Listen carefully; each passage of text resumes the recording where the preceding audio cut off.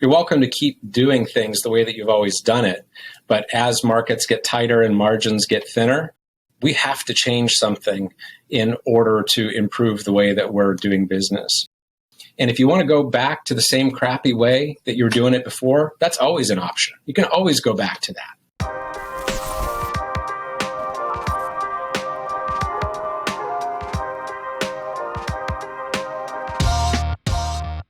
Welcome to the Construction Disruption Podcast, where we uncover the future of building and remodeling. I'm Todd Miller of Isaiah Industries, and I'm one of your hosts today. Our co-host is Ryan Bell.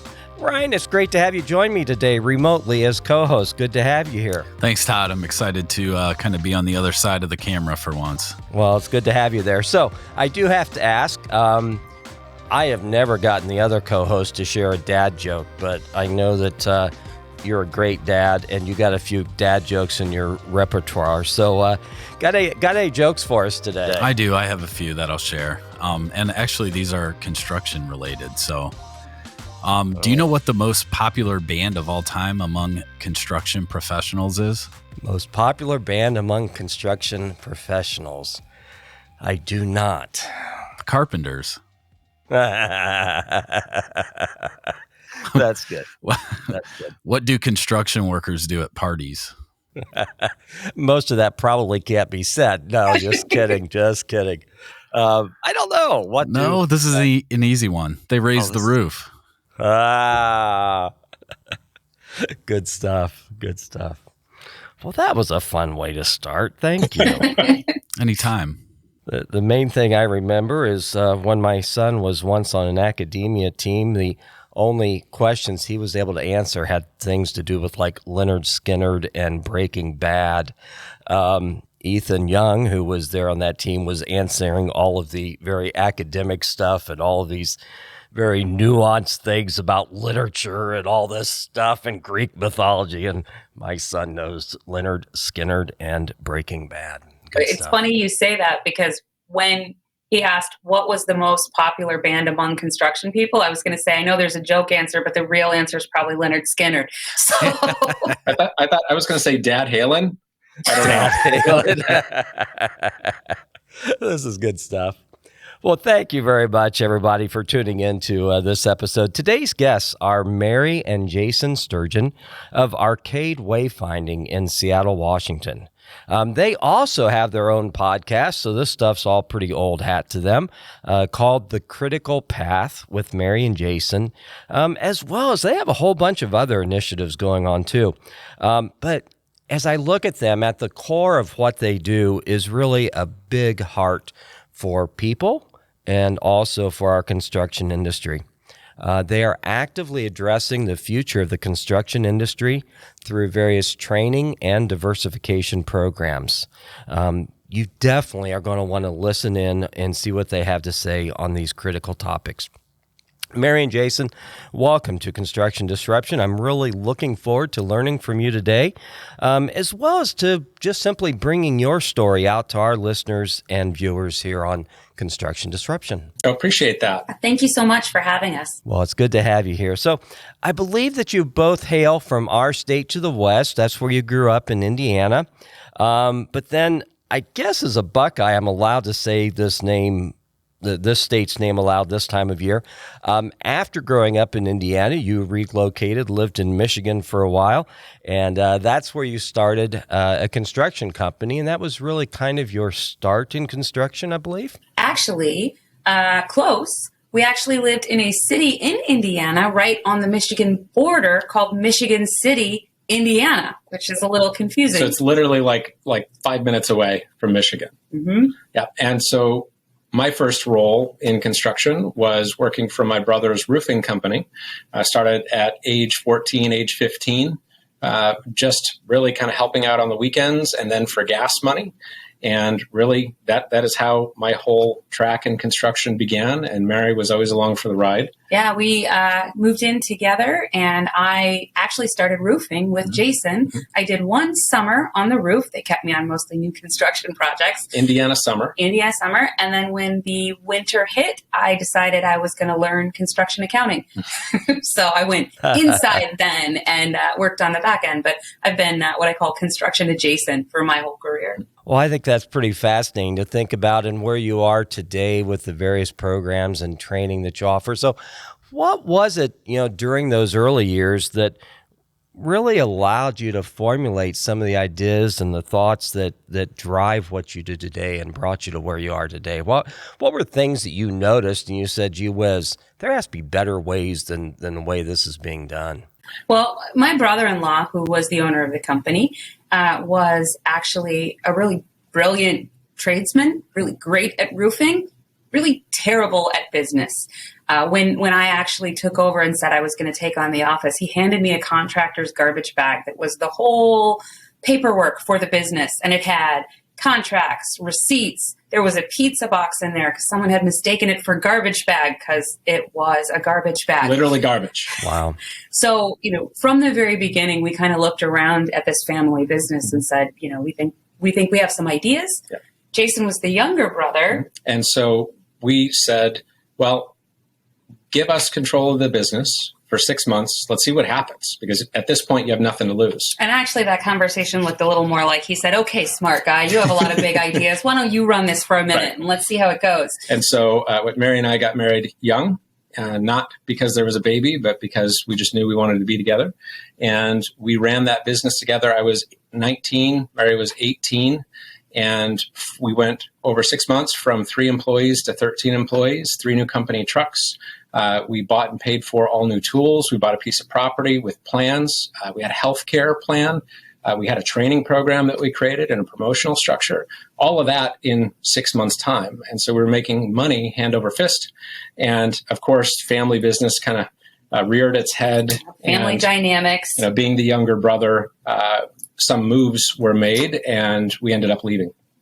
And then from there, we went to work for a home builder. So amazing, gifted, talented person. That guy taught me how to build everything in a residential home. And specifically, he could build beautiful furniture and cabinetry, very fine carpentry. Didn't understand the first thing about business. Oftentimes would just hemorrhage money in ways that he didn't understand. And I came on as a carpenter. He taught me the trade. And for him, we built out his contracting structure.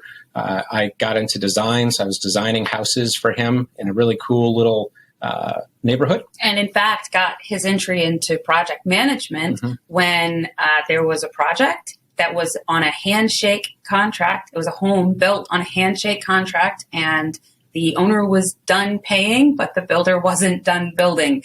And they kind of hit this point where they couldn't move forward. And basically, the owner of the business said, well, Jason, let's see what you can do with this. And that was the biggest part of our introduction into construction, that it is filled with folks who are full of heart and full of passion and love for the trade, but they're not necessarily built to run a business, right? And they need help. And that's why we have the phrase, we help construction companies grow up, because a lot of them start out as mom and pop outfits and they don't necessarily understand the mechanisms or process they need to put in place in order to successfully maintain any growth. We were just having a conversation with one of our students like 20 minutes ago. And he said, how is it that these businesses get so big and they don't have better processes for running work? And I said, they're good at the trade. They start a business and then they just do the best that they can. They figure out how to get through the best that they can, but then they teach their PMs how to do it that way, or their people how to do it that way. And they teach the next generation. And before you know it, we've been doing it this way for 40, 50 years. So it takes that somebody new to come in and look at it and say, maybe there's a better way we could do this. That's very interesting. So you're not only necessarily helping folks, learn things that maybe weren't in their natural skill set as more of a technician, but you're also encourage them, hey, look beyond, see how things could really be. Yeah, 100%. And we'll say, you're welcome to keep doing things the way that you've always done it. But as markets get tighter and margins get thinner, we have to change something in order to improve the way that we're doing business. And we tell our students, foreman and PM alike, try it, measure it, figure out how that change impacted your work and your bottom line. And if you want to go back to the same crappy way that you were doing it before, that's always an option. You can always go back to that. So what are some of those low-hanging fruit that you find you can immediately have some of the biggest impact on the contractors you work with? Well, so with the students that we teach, we kind of take this approach where we try to put things in their hand that one person could immediately put to work. You know, in our history, in our background, we used to do consulting work, and we would come into a company and help them identify what they need as a company. And then they would often have a hard time kind of sticking the landing. They would say, well, our people aren't really capable of doing this, or we don't really want to roll this out. Our foremen aren't ready for this. And we just had a lot of frustration. So we kind of stopped, rethought what we were doing, and tried to teach it in a way that any given person could take this to work and use it. Many times when we were brought into an engagement to help folks improve their process, it's because there was some acute problem. So there was sexual discrimination. They're about to lose the business. People are quitting in droves. And so we're brought in to kind of stop the bleeding and help. And so we'll talk with all of the folks at the business to try to get a sense of the state of things. And we'll tell them, I know that you're thinking about quitting. Just trust us, stick around. Just stick around for give me 30 days. And if things aren't turned around, I will personally help you find a better place. Right. And because ultimately we were there for the people. We wanted to improve life and quality of life for the people. And we just experienced a ton of frustration in working with business owners because many times they would say that they were committed to a change, but when the rubber really needed to hit the road, they were not actually committed to the change. So that was a big part of our revision to training and teaching. So now we're trying to change the industry kind of one person at a time. So when you ask about those direct, concrete things that we're doing, I would say one of the biggest things that we do with the foreman is that we give them a process that helps them understand how to take a new piece of software, a new piece of technology that they're handed, and how to figure out how to hit the ground running with it, because that can be so frustrating. And often no one has ever put it in a way that they can get their heads easily around. So we have a process that we give them. And the truth is, what we're really doing is we're teaching them how to Google a thing. But they need that support often. They didn't grow up like, our kids did in a world where technology was around them all the time. So it's not, they don't speak that language natively. So helping the foreman to get their head around technology is a big kind of immediate instant step that they mostly all need. Yeah. Foremen don't get into construction because they wanted to learn more software. We're teaching a 37-year industry vet. So been in the business for 37 years, works for $1 billion company. And we're teaching him how to learn new software. And he starts tearing up. And he's not a crier. And he starts tearing up and he says, how come no one has explained it to me this way before? Yeah. Wow. So for the foreman, I would say that's the big one. And then quickly for the PMs, I think it's that they haven't really ever necessarily taken a step back and looked at risk in a very step-by-step kind of way. We had a conversation where somebody says, well, risk on a project, you just have to be able to smell risk. Said a great PM can just smell risk. And that's true. We all kind of know that and feel it by gut that that's who's successful in that role. But there are many people who could be successful as PMs, but they need to be taught that process. And it's very hard to teach. So we have kind of, and in the same way that we taught the foreman how to embrace technology, we teach the PMs how to walk through and really identify a risk and get your arms around what that risk is and how can you protect your project from it. Wow, good stuff. Well, I probably got the cart ahead of the horse a little bit. You got me thinking, it's like, I want to know more. But so let's fast forward a little bit. You moved to Seattle. And you started a business there called Arcade Wayfinding, whereas you already mentioned, your mantra is that you help construction companies grow up. Couple of things before we dig deeper. Why Seattle? I'm a little curious. It's a beautiful place. I love it. I'd also love to hear a little bit more about the name Arcade Wayfinding and what brought that all about. Well, so we had young kids. We finished our time at Purdue University, and our kids were getting to school age, and we knew that we didn't want to raise them there. We wanted to raise them someplace with a little bit more access to culture and theater and cool things that food scene. Where we grew up, there was really nothing to do except like maybe smoke cigarettes in the cornfield, Right. Go hang out at the Greek American restaurant, which was to die for, but it was all that there was. We knew we wanted something different. So we pulled out the map and we identified, I think, 3 different cities. We literally got out a map, laid it out, and we said, well, we don't want to go anywhere warmer than here. Right. And we kind of bisected everything. Narrowed it down, and we picked 3 cities, and it was Denver, it was Portland, and it was Seattle. And sent out 100 resumes, literally 100 resumes. Had never visited any of those locations. Mm-hmm. And then I landed a job at Lease Crutcher Lewis, which is a major local general contractor. Yeah. First time we saw Seattle was when we showed up for the job interview. And then the next time we came back to Seattle, we had bought our first house here. Sight unseen. Yep. And rolled up and moved in.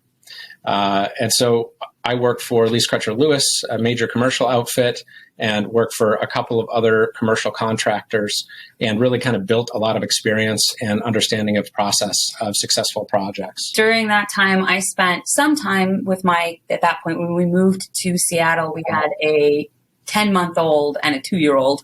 So I spent a little time doing the mom thing, and then actually went to work teaching code to kids.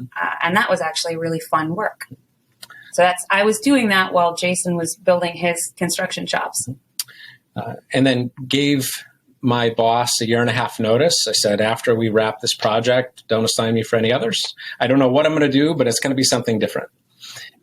And started this business. Arcade Consultants. Yeah, Arcade Consultants.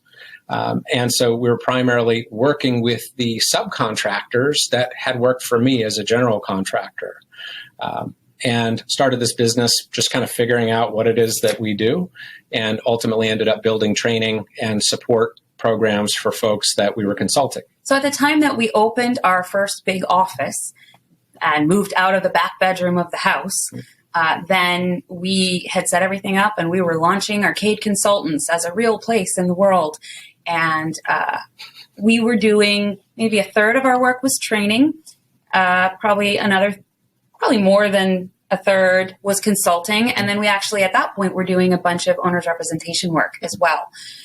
And so basically what we kind of came to is it's midnight. We're here at the office ourselves, putting together an IKEA bookshelf that is kind of the centerpiece of the office now. We have a big grand opening we're preparing for. We have all of our media sent off and all of our prints and glasses. We have ordered, coffee cups, glasses, a big graphic for the front entryway of the building that all say Arcade Consultants. It's midnight and we're putting together these bookshelves, kind of banging our knuckles, up too late, kind of crazy. And I say, what if we changed our name? And he says, no, it's too late. We couldn't possibly change our name. And then, okay. And we work in silence for a minute. And he goes, what were you thinking we'd change it to? And I said, well, Arcade Wayfinding, because ultimately we do all this really different work. We're not just consulting anymore, but whatever we're doing, we're kind of helping people find their way. I said, but that's crazy. It's fine. We've already sent stuff off to print and we work in silence for another minute. And he goes, well, shit. It's like, let's see if we can call it back on any of the stuff that's out. So, the arcade element of it is that an arcade is an arch, right? It is basically, it supports viaducts. It's that archway. Sure. I don't have it on my copy. So it's here. So it's arch. It's timeless. It's beautiful. It's strong. It's dependable. But it also relates to, say, video games. It also relates to gameplay. We do a lot of what we do through gameplay. We help people understand things through turning it into a game, because people are more interested in understanding a game that they're playing than they are in hearing someone lecture them about a textbook. Especially construction folks, we hate just being talked at. Sure. And using that as a method of learning or reading a book. So instead, we turn all of our lessons into interactive games. Well, and the people in construction, bringing my education background, people in construction tend to be visual learners. Mm-hmm. They tend to be the kind of learners who need to hold something in their hands in order to get their head around it. Mm-hmm. They tend to not be people who are well served by the kind of read a book methodology of learning. Yeah. Thank you for that explanation. I'm kind of curious. I know you originally started working, you said, with some of the subcontractors you had worked with. I'm kind of curious, who is your typical client today? What does that process look like? I mean, do you bring them into your office and have them lay down on the couch and say, tell me all your problems? What does this look like as you engage a client and, figure out how can we help them find their way? Well, so it has changed a lot over time. So, but I think even in the consulting years, we would work with mom and pop shops all the way up to the billion-dollar juggernauts. And it looked very different how we rolled that out from client to client. And we spend a lot of our time helping people communicate better and manage conflict on jobs, process information. We teach critical thinking, all of these core skills that they are directly applicable to subcontractors. So in our classes right now, I'd call our clients. I don't know that I use the term clients. Yeah, well, because that's what I was going to say. So we had all of our consulting work and the way that we engage with those clients, but we actually stopped that altogether. We don't do any consulting work at all other than coaching with our Build the Circle students, which we'll get to that later. So in March of 2020, we decided we're going to do 100% full-time in training. We had two full-time in-person training. Yeah, we had two giant consulting clients, and both of them were really frustrating for us. Both of them the owners were happy, and they were continuing to give us money, but we felt like we were letting people down. I think gray hair. Right? Yeah, that's those guys. Yeah. And we were just both feeling really frustrated and feeling like no matter what we did, we just weren't happy with our work anymore. So we decided, we got a hotel room for a weekend. We had kind of an officer retreat and said, what are we going to do about this business? And we decided we were going to quit consulting altogether. We dropped those clients and we built in that weekend the bones of the Foreman Basic Training Program and decided we were going to work with students only. Mm-hmm. That was supposed to be launching in March of 2020. So the world had other ideas. But it was 6 months later, and then we resumed in person and have been doing it ever since successfully. So now our clients, rather than being companies that we work with, companies sign up and send students one by one to our program, to our 8-week program. So the folks who we interact with, who are our students, they're subcontractors, general contractors, owners reps, they're architects, they're material representatives. We have someone who's a construction insurance agent who's in one of our programs. Property management. But then we also have folks from the residential sector and commercial sector and industrial, from all walks of construction. And in fact, and merit shop. Yeah, and in fact, the more diverse the room is, the better the class is, because we get more interesting conversations and more personalities. Because sometimes the companies still come from companies where everything is done by process, and they'll say, I can't believe that anybody isn't doing it this way. And then we'll have people who are at companies where they're doing almost nothing by process, and they'll say, there's no way anybody does it using all that process. So having both those people in the room together where they can both hear from each other's experience, they both learn a lot more and really buy in a lot more to what we're all learning. I love that. There's a company here in Ohio that does something similar, but more for business owners, not so much for their leaders. And one of the things is I've often looked at them, it's always been like, you've got great content, great material for the business owners, but, we need to help filter this down. So I love what you're doing. So, just to clarify, you're no longer involved in construction directly at all, correct? Well, well, funny that you say that. Well, so we are kind of not, but one of the things, an initiative that you were hearing here first, because we actually just kind of decided this in-house over the last few weeks, is that we are looking to now come in and do something that looks a little like consulting, where we're working on projects with our clients in order to kind of keep our fingers in the industry and make sure that we don't teach for so long that we lose touch with how things are changing and how they look. So that was an offering that we provided for a number of folks called project coaching, where essentially we act as executives or senior PMs and we coach them from start to finish through the project. And the angle that we'd be taking in this iteration would be to utilize some students in order to help facilitate that process. But in addition to that, also we are doing some work with our students after they come through the program. Then we say they're part of the Arcade family. Yeah. And when you graduate our programs, we make the commitment that if you make it through graduation, we will be here forever in perpetuity. And in the case that you ever find yourself out of work, in the case that you find yourself victim of harassment or discrimination, in the case that you don't know how to talk to your boss about a raise, or you're looking for a new home, not a literal home, but a new work home, any of those situations, if you're having a problem on a project and you want a second opinion or some input, then we say that no matter what the situation is, you can always come back home.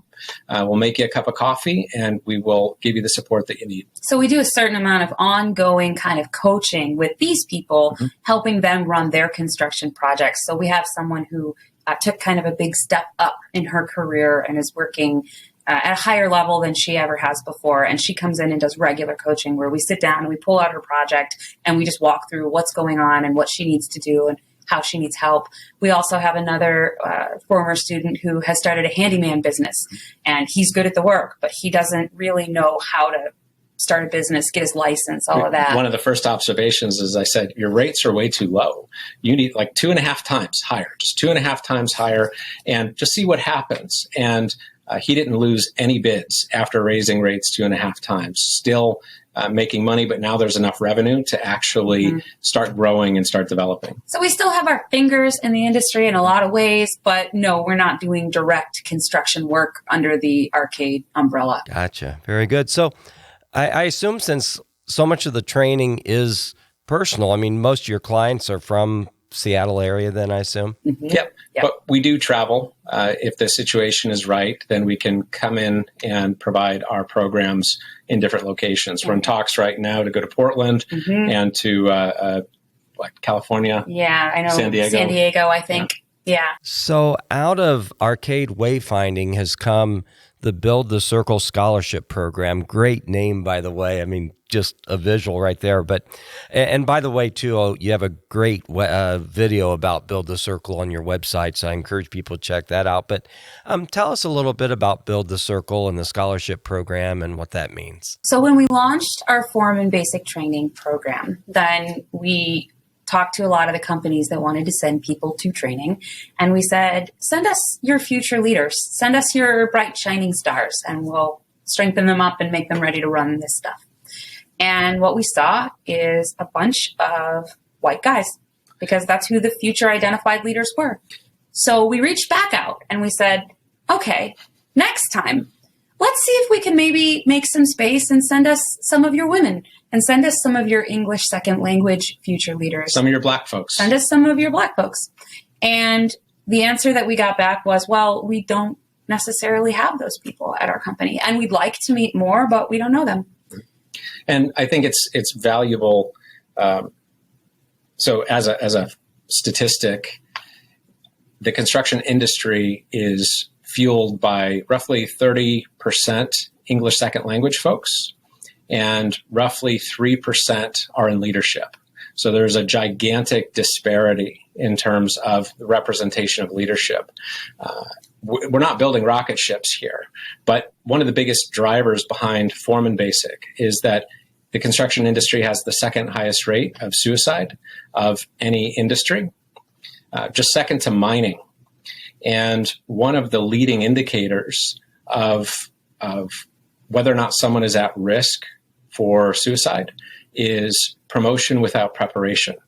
And that is how we learn. That is how we operate in the industry. It is ridiculous that this norm is okay.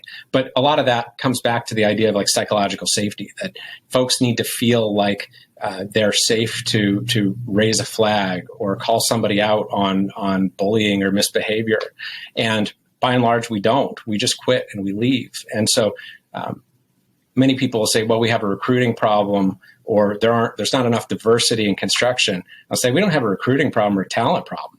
We've got a culture problem. We've created a caustic, toxic environment that folks are just leaving in droves. But another part of the story is the construction is families are so connected to in construction. So people get a job in construction. Jason started in construction because his brother had a construction company. When we talk to our foreman and we say, who in here had a dad or an uncle or a big brother in construction, and it's hands everywhere.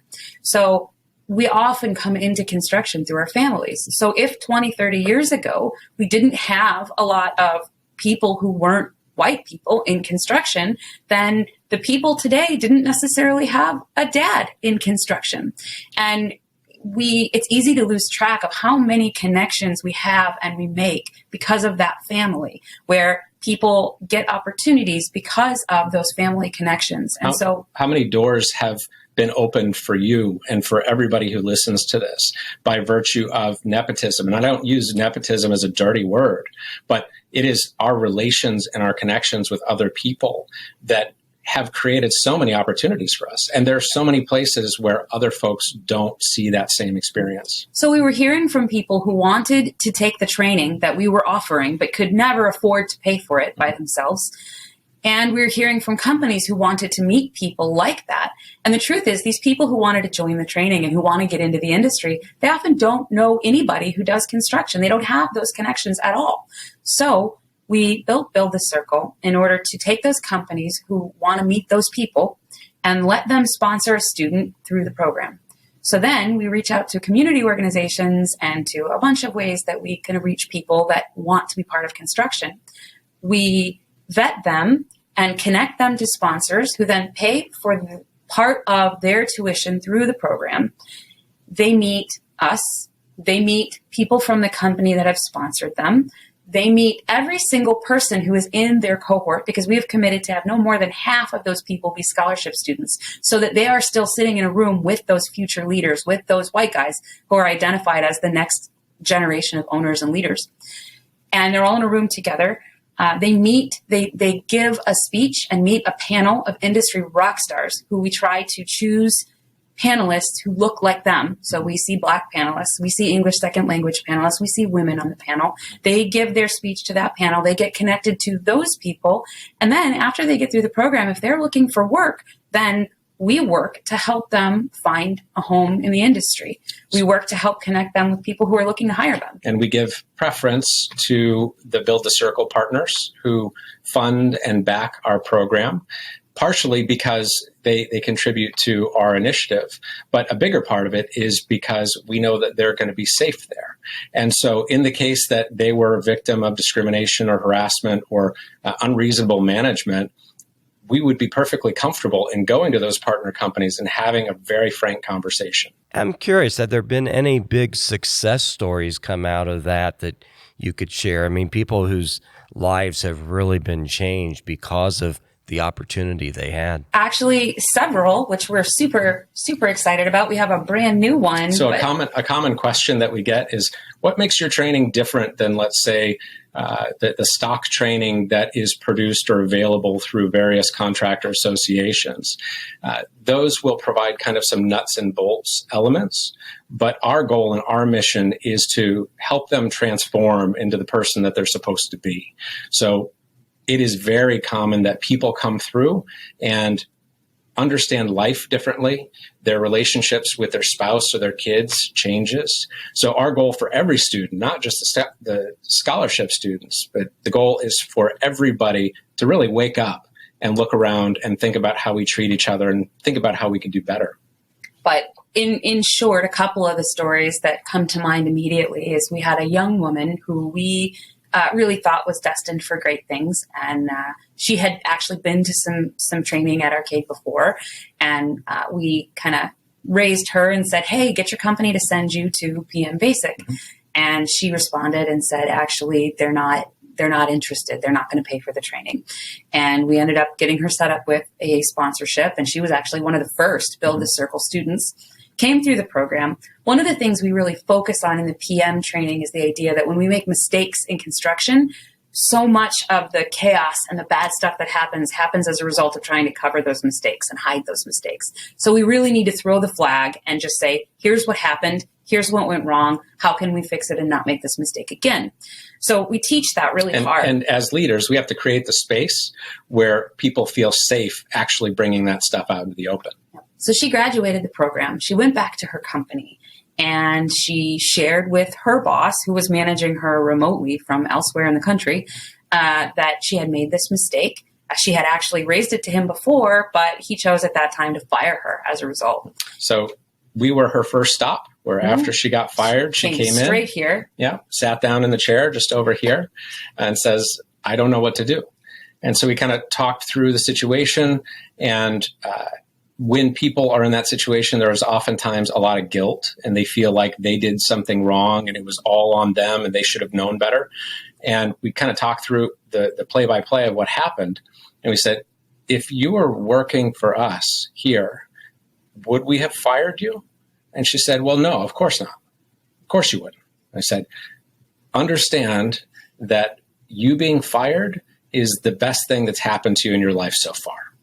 So we helped her with her resume. We got her set up with a bunch of different interviews. We actually went to one of her interviews with her because it was another student of the PM basic training. It was a later student of PM basic training who was interviewing her. So we all went together. And we ended up coaching both of them individually about how to interview one another. Yeah. After the interview, I took her outside and coached her on next steps. And Jason stayed inside and coached him on next steps about how to interview and hire a person.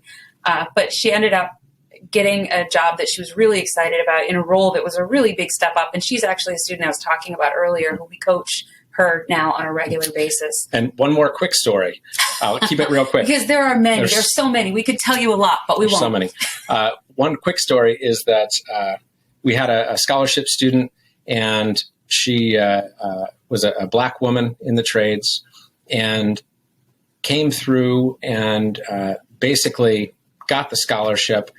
And, well, do I want to tell this one? Well, there's so many. There's so many.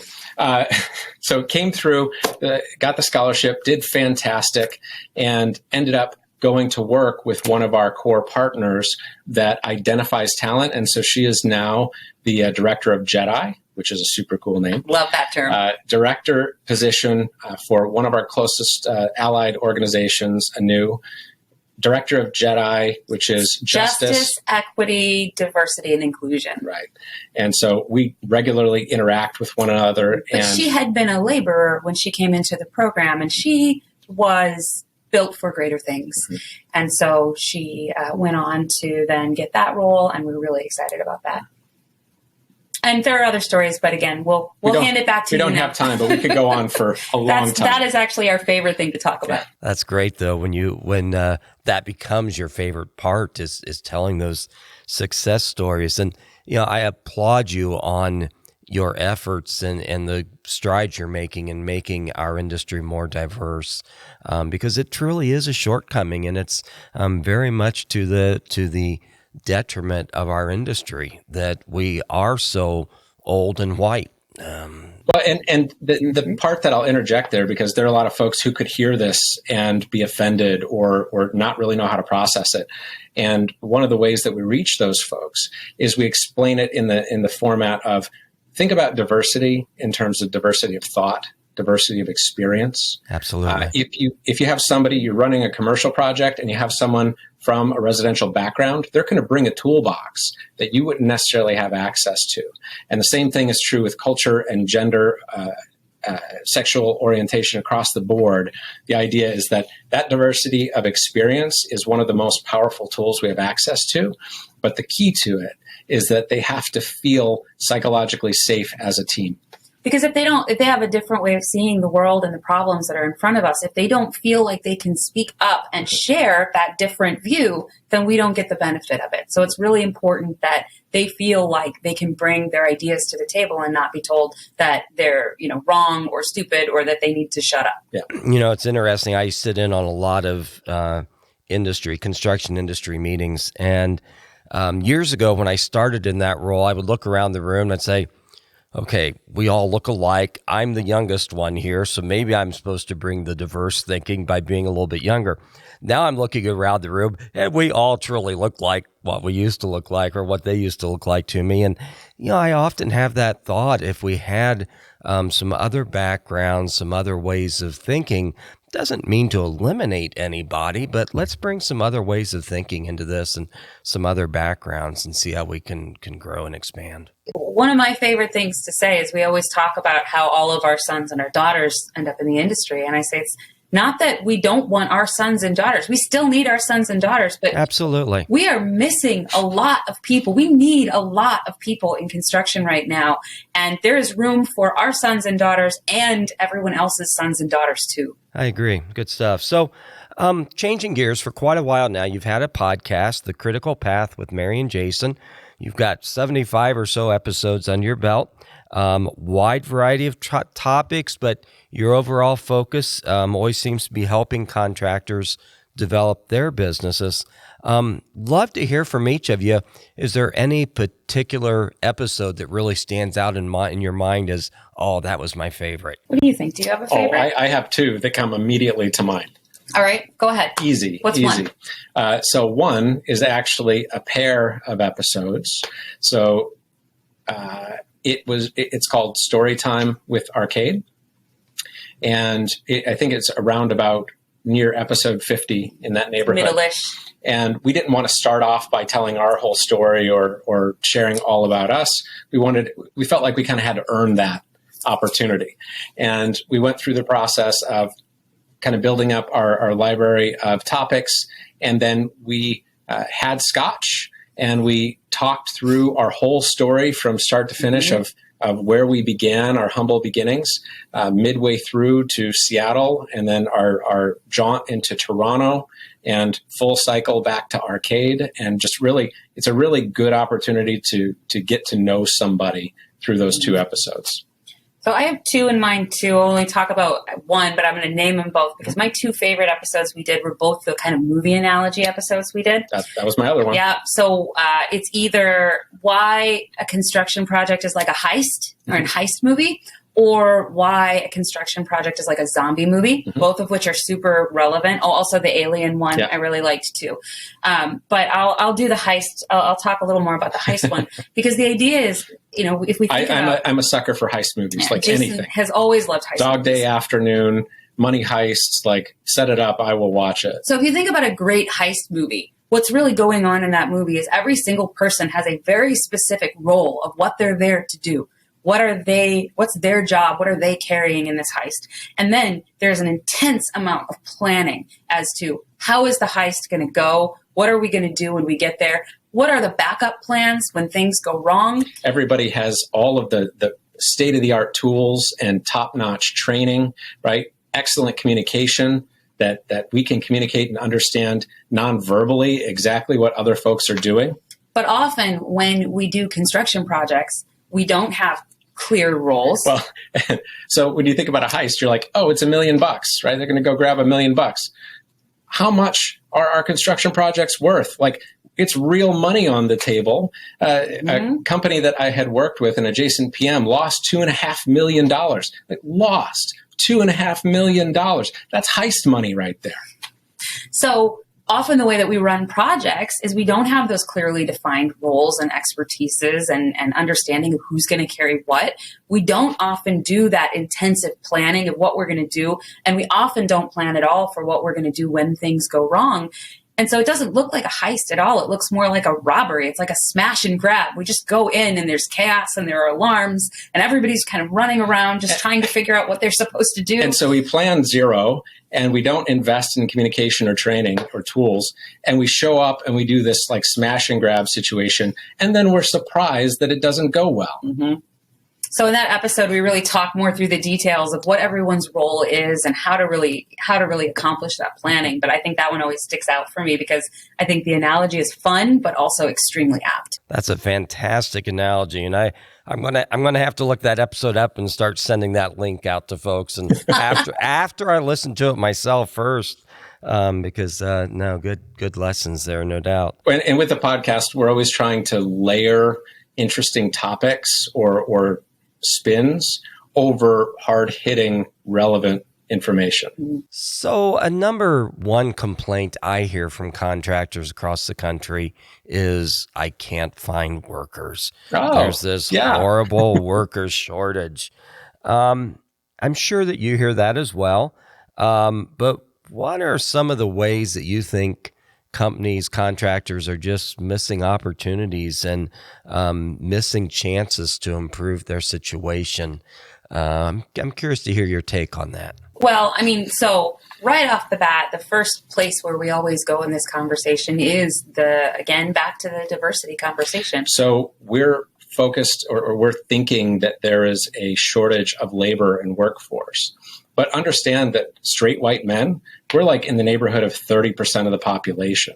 So we're restricting our visibility of our potential labor pool to a third of the potential workforce right off the bat. The other component of that is that there are a lot of great initiatives getting folks, women, underrepresented folks into the trades, and we see a tremendous hit to retention. So I think it's in King County, Washington, there was a Sound Transit study that at year 3 of apprenticeship, only 39% of Black folks are still in the apprenticeship. So they don't even get to journey out, right? 39%. So that means that we're just hemorrhaging and losing these folks, because in our personal experiences and understanding of the industry, that we've created a toxic environment that people will leave because it is too expensive to exist here. But another huge part of it is again, whether it's the diversity conversation or whether it even is just those same white guys, that in construction, as the new generation kind of comes into the workforce, we're finding that there is just this very dated way of approaching the way that we do our work. We don't necessarily give people all the information that they need to do a good job. We don't necessarily give them all the training that they need to do a good job. And then people wash out at a really high rate. And the young people often just won't tolerate that kind of a culture. Yep. And so then we say, well, no, young people want to work. But the truth is, they just don't want to work for you. It's just that they can't exist in that environment. And we need to rethink the way that we support our people, because often the people who our workers know, that can be a really great source of new people to hire. But only if our workers tell their friends and family that this is a great place to work. Right. We will drag our feet to change. We don't want to change, especially in construction. We resist change more than most industries do. And if you think about the amount of information that young folks now have about the world, right? You can Google anything. You can look on Google Maps and be somewhere remote. I can spend $4 on a toothbrush on Amazon and see every minute of the day where it physically is as it makes its journey to me. We have information about everything all around us. But my boss will not share with me what our actual scope of work is because they're keeping it close to their chest, or they won't share the budget or any information with me because they're from that old school siloed generation. It's very common that we see a field foreman who cannot have access to what the labor budget is that we want their team to meet. We won't tell them how many hours we want them to get this work done in, because we feel that if we do that, then they'll just spend all of it, or they'll just waste our time or waste our money. And then we're going to hit them with a stick when they can't make the budget, even though they had no idea what we wanted them to make. Or the tools or training. If we can improve our culture, when we have companies where they are giving this kind of support, where it is a learning environment, where they have tools, they have training, they're given information, then it is easier for them to get people in that door. So implementing technology, bringing in training, diversifying the workplace, improving those communication skills, all of those are ways that improve company culture. So you are attracting the workers out there who are looking for work. Makes perfect sense. Well, and your competition is not necessarily, let's say, the adjacent construction company. Your competition is the Microsoft and the Amazon and Facebook. The other industries that so many of the young, smart people are gravitating away from construction because they see it as being a dead end. Or even like gig work or food delivery service or Amazon delivery service. Like if I can go run on my own schedule and I get to spend time with my kids and I can make it, like that's okay. And I think one of the big differences that we're seeing is that years ago, people would snatch up overtime. They would work overtime, nights, weekends, holiday pay. And now they're turning it down because they want to spend time with their families. It's changing values. And if you want folks to work for you, you have to ante up. And I think that is another big shift that we're seeing with inflation and cost of living. I think that's interesting, especially when you brought in the companies from up in your area. And I think everyone has to look at that and think, okay, my prospective worker is not just working for another construction company. It's at any of the other places in my area. I know we have a customer up in Michigan, and he recruits heavily from Subways, the people working at Subway, because he finds them to be very efficient. They love following systems, and he finds them to be great workers to entice into construction as well. So, well, we had a factoid piece of tribal wisdom knowledge saying about Indiana, Hoosier State, is that our greatest export is college grads. That was something that we used to say back when we lived there. Right? People who, especially in the area that we came from, if you had the ability to leave, you left. Yep, I hear you. So for some of our younger listeners and viewers out there, and perhaps those who are just getting started in design or construction, what advice do you have for them? Who should they be listening to in addition to yourselves? What they should they be reading? What should they be paying attention to? Oh, they shouldn't listen to us. So this is a really good bit, and we don't share this with a lot of people, so it's kind of candid here. So Mary and I, we were high school sweethearts. We really kind of built a business that, to our knowledge, doesn't exist anywhere else in our format. And just kind of came from our own experience in the world. And between each other, we'll say, you know what? We're just waiting for the world to figure out that we're just two kids in a trench coat. It's true. We take turns who gets to be on whose shoulders, but don't listen to us. But I think for construction folks, young people coming into the industry, one of the most valuable pieces of information is trying to get your head around how much it is that you don't know. There is so much information that you don't know. And this is like the older you get, the less you know, not because you forgot it, but you realize how much the world really has to offer. And one of the best ways to get access to information, the way to soak up that information and learn, is anytime that you have the opportunity to talk to a trade foreman, anytime you have the opportunity to talk to somebody who's been in the trades for 30 years, right? Ask them out for lunch. I would always say coffee, lunch, beer, whatever. You pick. I will buy it. I did that once a week, and over that hour that we spent together, I would riddle them with questions. I'd ask them like 100 questions about their trade. What should you always do? What should you never do? What was the craziest story that you ever participated in? And these guys often love to talk about their trade. That's what they've done with their whole life. That is their valuable information they have. So they're often really happy to share that knowledge with you. This could be the first time that they've had that conversation because maybe their kids don't care, their spouse doesn't care. And so just some young pup who was outgoing enough to buy them a drink or a lunch, they are willing to invest and really share that wisdom. So you're building relationships, you're learning about the trades. A lot of good stuff comes from that. And the other piece of advice that I would give is if you're specifically looking to go into construction management or design or those kind of fields, where we came from at Purdue, there was a requirement that to get a construction management degree, you had to spend 6 months in the field.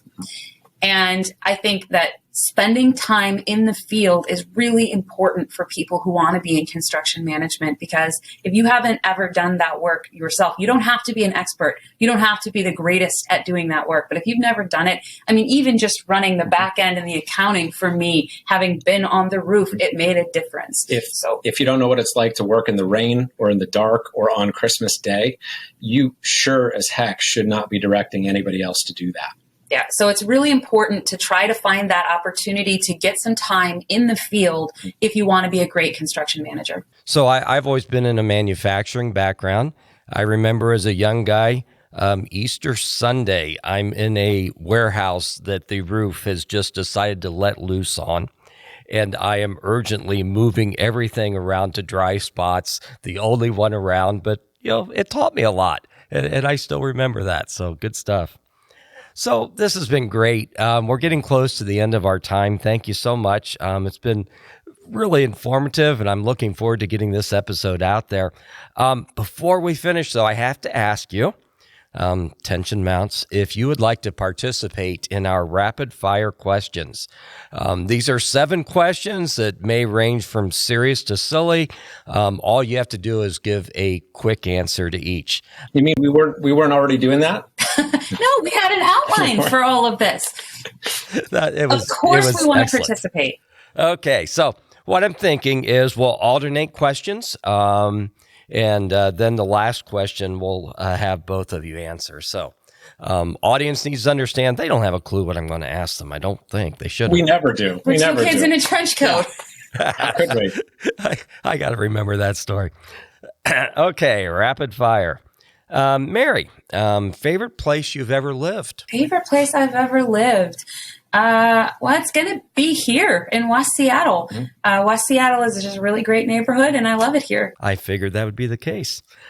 Jason, where is a different place that you think would be really cool to live? Other than the Arctic, which is pretty cool, but other than that, cool place to live. Easy. Kauai. Kauai, yeah. So we just went over the holidays and spent 3 weeks there, and it is like heaven on earth. I think that I would love to spend 6 months here and 6 months there over the course of the year.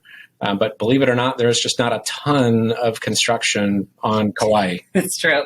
Yeah, beautiful place. They get their share of rain too. Oh yeah, from time to time, but beautiful place. Good stuff. Mary, are you a coffee person or a tea person? I think I know the answer. Yeah, I mean, so I am a coffee person, but I actually like tea too. I think I'm a little ambidextrous when it comes to coffee and tea, but probably if I had to pick, then it would be coffee. Good stuff. Jason, you can consult with Mary on this one if you need to, okay? What is your most useless talent? That's a good one. Well, I mean... I know what it is. I know what it is. I am gifted. This is good. I am gifted at balancing pop cans, like right on this edge. So I am super good at that. I will always do that. Like I'll drink it and then figure out if I can do it or not. If you're sitting at the table hanging out with Jason, there's a good chance that he has a soda can on its edge on the table at some point. And then if I get it just right, I can spin it around. Oh my goodness, really that is talented. I was thinking you were going to say you did this on your forehead or something. No, it's on the table. On the so table. we don't have a good surface to show it, or we would. I'm not silly. Like I wouldn't do it on my head. No, he almost looks like he doesn't know he's doing it when he's doing it.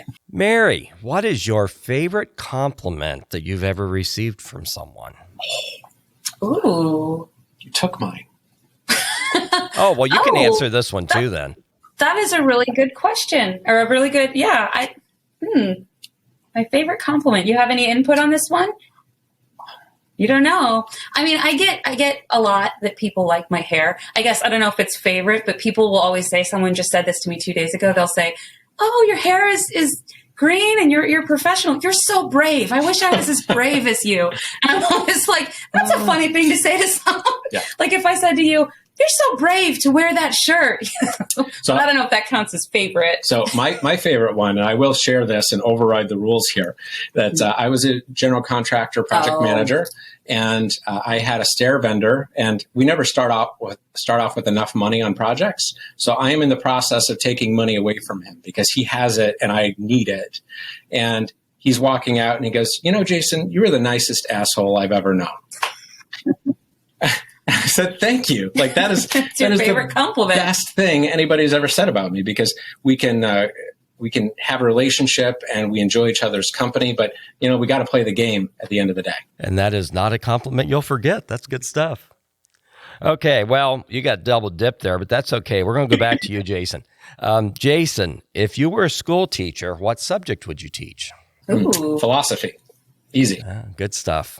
Good stuff.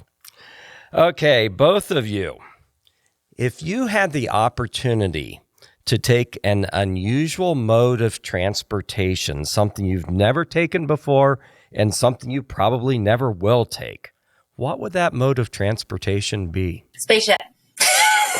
Good It's answer. a spaceship. I want to go in a spaceship. I'm a huge science fiction buff.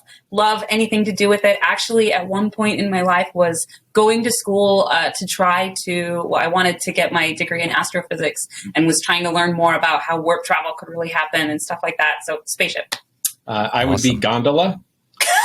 Oh, We're an interesting pair. Traffic is terrible here in Seattle, and there's a lot of discussion about in other countries, in South America particularly in places in Europe. Gondolas are actually really viable modes of transport. So you mean like the cable car Yes, cable over that, cars. not like the No. Venetian like gondola? That's what I was like thinking that, too. Though. Is that's a gondola, right? Yeah. Overhead. Well, yeah, I'm just saying, I think... Cable car. Yeah. Because it's actually really cost effective, much better than roads and trains and all that good stuff, and it's super fast. But in the States, we are just uncomfortable with that technology. And it's over our houses. It freaks us out. It freaks us out, but it is actually very dependable and very stable. Yeah, good stuff. Oh, that was a fun set of rapid fire because you guys, you made it fun. Thank you. This has been great. I love it. You guys really are making a difference out there, and kudos to that. I applaud you for that, and excited to see what your next ventures are going to be in this construction world. Is there anything we haven't covered today that you'd like to add? Yeah. Well, so I think, one of the most important parts about our work, specifically with Build the Circle and trying to improve the industry, is that folks can make a difference and folks can do some tangible good. We came out of 2020 with the feeling like, well, there's all of this inequity and how do we address these problems? We just need something that we can do about it. And so that is kind of the core function of Build the Circle, that we're here to do the work. We're here to roll up our sleeves and get in the trenches. So in the case that folks want to sponsor students, in the case that folks want to get involved in our program, they do not have to be here locally in order to participate.